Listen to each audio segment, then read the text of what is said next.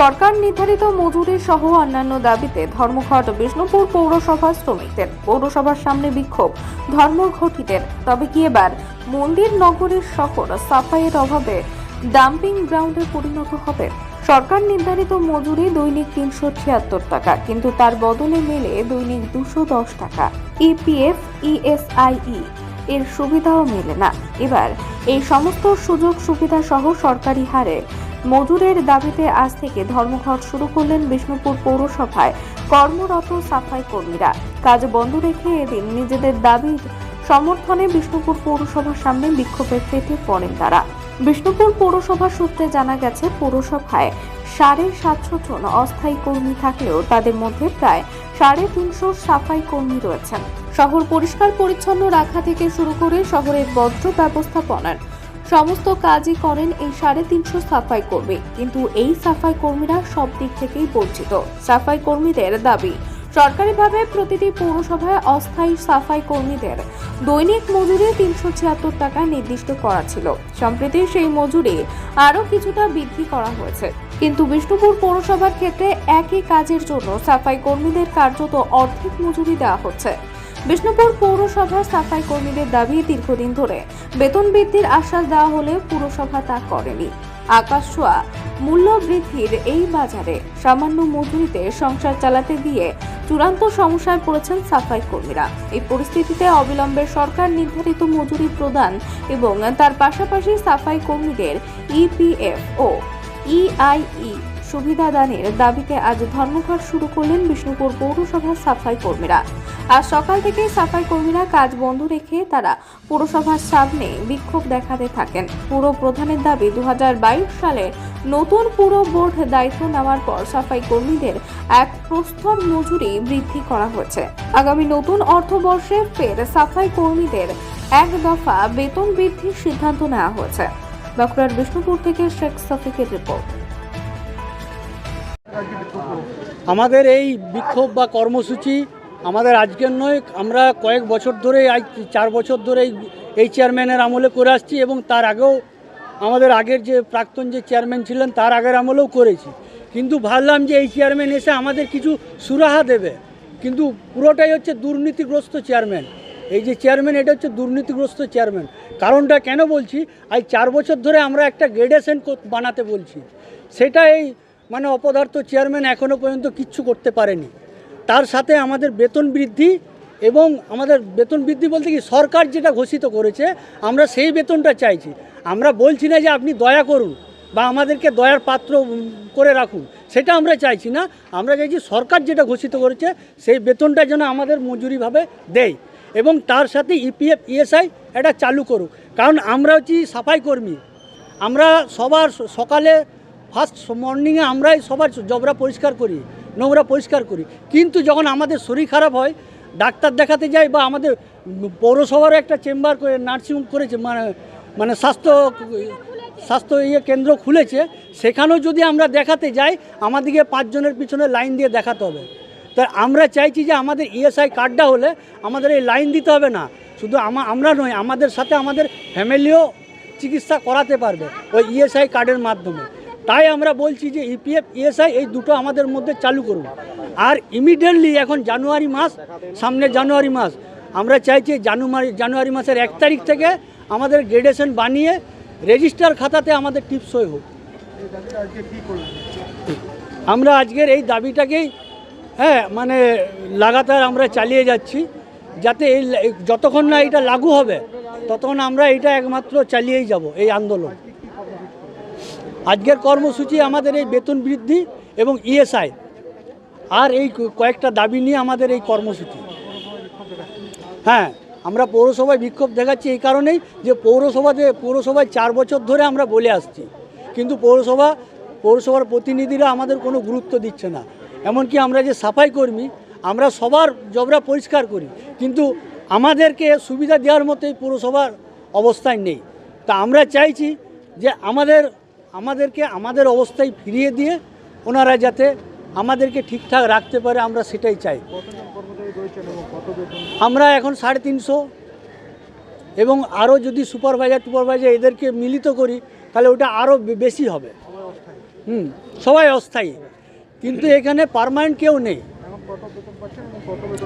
আমাদের এখন 200 টাকা 210 টাকা বেতন। আমরা চাইছি সরকার ঘোষিত যে 400 টাকা বেতন আছে, সেই 400 টাকা আমরা চাই, এবং সেই 400 টাকার মধ্যে আমাদের ইপিএফটা চালু করুন, আর তার সাথে ইএসআইটা। হ্যাঁ, না হলে আমরা আমাদের এই যে আন্দোলন চলছে এটা লাগাতার আমরা চালিয়ে যাব যতক্ষণ না পুরো প্রতিনিধি এসে আমাদের সঙ্গে কথা বলছে, বা আমরা একটা লিখিত চাই যে আপনি কত দিনের মধ্যে এবং কত টাকা দিতে পারবেন বা কত টাকা বাড়াতে পারবেন, সেইটা একটা লিখিত দিয়ে দেন আমাদেরকে। আমরা আর কিছু চাই না, আমরা ওইটা নিয়েই শান্তি চাই। হ্যাঁ, আমার নাম দিলবার খান। কিন্তু এই যে আমরা এই দাবিটা করছি, এইটুকু কথা বলার মতো কোনো পুরো কর্তৃপক্ষ নেই আমাদের কাছে। আমরা 4 বছর ধরে জিজ্ঞাসা করে করে আসছি, কিন্তু চেয়ারম্যানও আমাদের অপদার্থ যে তিনি এসে আমাদের সঙ্গে একটা গোল টেবিল করে একটা আলোচনা করুক, আমরা সেই আলোচনার মাধ্যমে আমরা শান্তি হতে চাই, কিন্তু সেটাও ওনার করার ক্ষমতার মধ্যে নেই। আমার নাম দিলবার খান, আমি এই ইউনিয়নেরই সম্পাদক। দাবি বলতে আমাদের এই 210 টাকা তো আমাদের দাবি না, আমাদের সরকার ঘোষিত করেছে যে 400 টাকা করে, সেই মজুরিটা আমরা পেতে চাই। কারণ সরকার দিচ্ছে, চেয়ারম্যান নিজের বাড়ির থেকেও দিচ্ছে না, নিজের পকেট থেকেও দিচ্ছে না।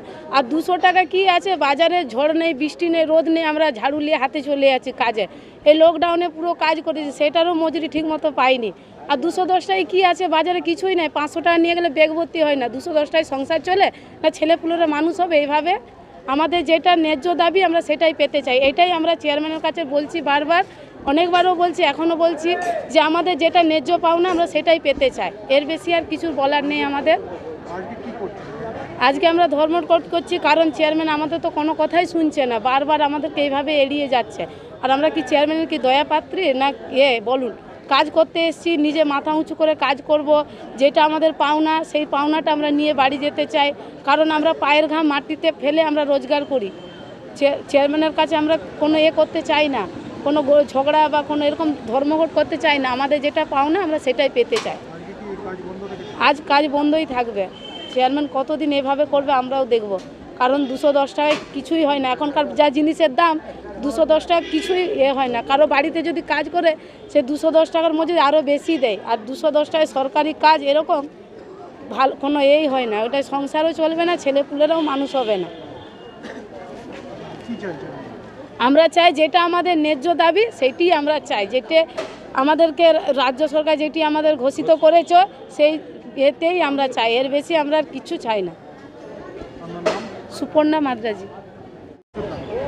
আমাদের দাবি হচ্ছে যেই সরকারি ঘোষিত 400 টাকা হাজিরি করেছে, 4,000 টাকা বাড়িছে, সেইটা আমরা পেতে চাই। তার কারণ আমরা চেয়ারম্যানকে বহুবার বলেছি, স্যারকে অনেকবারই বলেছি, তা সত্ত্বেও স্যার ওই শুধু বলছে যে হ্যাঁ 2025-এ বাড়াবো, আর কখনো যাচ্ছি বলছে ভাবছি দেখছি, এরকম করছে। কিন্তু আমরা চাই যে আমাদের যেই সরকারি বেতন ঘোষণা করেছে দিদিমণি, সেই সরকারি মজুরি আমরা পেতে চাই। আমি দীর্ঘ 24 বছর কাজ করছি 35 টাকা বেতনে। 35 টাকা বেতন হতে হতে 210 টাকা বেতন হয়েছে। আমি এইবার আপনারাই বলুন যে এই 210 টাকায় আমার ছেলে মেয়ে কি খাবে আর কি পড়াবো তাদেরকে? তার তো ভবিষ্যৎ আছে, এবং আমার তো জীবনটা নষ্ট হয়ে গেছে পৌরসভায় ঢুকে। তার কারণ আমি যদি রাজমিস্ত্রিরও কাজ করতাম 600 টাকা হাজিরি পেতাম, তাতে আমার সুন্দর সংসার চলতো। আপনারাই এবারে বলুন যে পৌরসভায় আমরা বহু আশা করে কাজে এসেছি, যে পৌরসভায় জানি যে 10 বছর 20 বছর কাজ করার পর পার্মানেন্ট হয়। তার কারণ এটা সকলেই জানে যে নোংরা কাজ, কারণ নোংরা কাজটা আমরা বহু নিয়ে এসেছি যে যা হোক করে আমাদেরকে কাজটা করে যদি আমরা সরকারি ঘোষিত মাইনা পাই, তাতে আমরা ছেলে মেয়েকে পড়াতে পারবো এবং আমার সংসারটা ভালোভাবে চলবে। আমি এইভাবেই কাজে ঢুকেছিলাম, কিন্তু তা সত্ত্বেও দেখা গেল যে কাজটা করলাম তো ঠিকই, এবং আমার জীবনটা নষ্ট হয়ে গেল। আমি এখন পাই 210 টাকা। আমি চাইছি সরকারি ঘোষিত মাইনা, যেটা আমাদের মুখ্যমন্ত্রী দিদি যে 400 টাকা ঘোষিত করেছে, সেই মাইনাটা পেতে চাই। তার জন্য আমরা এই বিক্ষোভ করলাম। তার কারণ যে চেয়ারম্যানকে জানাতে চাই, চেয়ারম্যান সাহেব এবং ভাইস চেয়ারম্যান বাবু আসুক এসে আমাদেরকে কিছু একটা বলুক, যেই আশা দিয়েছিল আমাদেরকে 2025-এ করবে, মাইনা বাড়াবে, সেটা তো আমরা তো চাইছি ঝুট ঝামেলা কিছু না করে তাদের সঙ্গে বসতে চাই যে স্যার আমরা তো দীর্ঘদিন আপনাকে বলছি আপনি একটা লিখিত করে দিন যে এত টাকা মাইনা বাড়াবো, সেরকম ভেবে আমরা তো সেই আশা নিয়েই এসছি।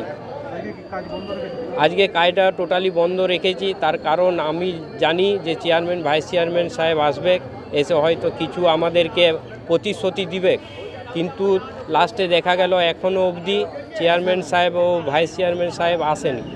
তাই আমরা এই বিক্ষোভটা এখন জারি করে রেখেছি, এখন আমাদের বিক্ষোভ চলবে এবং আসুক, এসে কি বলে আমরা কি বার্তা পাই দেখি, সেরকম তার মতো করে চলব। আমার নাম দিলীপ বাউরি। আমি আমরা 2022-এর শেষ 2022-এর এপ্রিল মাসে আমরা দায়িত্ব নিয়েছি এবং নেওয়ার আগে তাদের বেতন যা ছিল 5,000 টাকার মতন সামথিং হয়তো পেত তারা।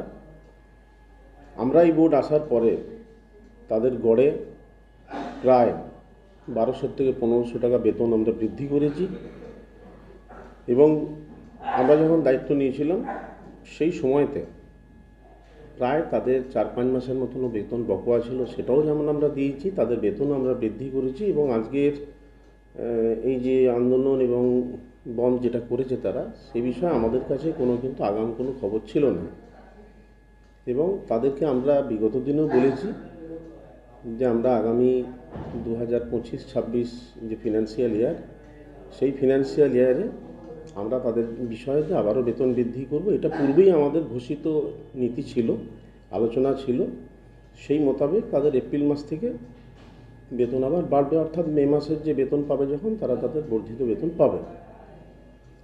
এবং আমরা কোনো রকম বন্ধ, হরতাল, আন্দোলন করতেই পারেন তারা, কিন্তু আমাদের মাননীয় মুখ্যমন্ত্রী মানবিক এবং এক্ষেত্রেও আমরাও বিষ্ণুপুর পৌরসভা মানবিক, সেই বিষয়ে প্রথম দিন থেকেই তাদের পাশে আমরা আছি এবং আগামী দিনেও থাকব। তাদের যে ন্যায্য দাবি দাবা সেগুলো আমরা পুনর্বিবেচনা করব। তারা বলছে যে সরকারি যে নির্ধারিত যে এ বিষয়ে আমাদের কাছে কোনো সরকারি নির্দেশিকা আসেনি। কতজন শ্রমিক আছে? সেক্ষেত্রে যদি পুরো নগর উন্নয়ন দপ্তরের কোনো সরকারি নির্দেশিকা আসে, সেই সরকারি নির্দেশিকা অনুযায়ী আমরা বলতে পারবো। তারা কতজন শ্রমিক আছেন? আমাদের টোটাল বিষ্ণুপুরে যা সাফাই কর্মী আছে 300-350-এর মতো সাফাই কর্মী তারা কাজ করেন। তাদের দাবি যে এখানে দুর্নীতি হচ্ছে, সেটা বলতে পারবো না তাদের কি দুর্নীতি হচ্ছে। এবং এটুকু আপনাদেরকে বলে রাখি যে আমরা মাসের 1 তারিখ থেকে 10 তারিখের মধ্যে আমরা তাদেরকে বেতন দিয়েছি এবং সরকারি রেটে তাদেরকে বোনাসও আমরা দিয়েছি। যেদিন থেকে আমরা বসেছি পরপর 3 বছর তারা বোনাসও পেয়েছেন। অতীত দিনে তারা কিন্তু সরকারি হারে বোনাসও পাননি।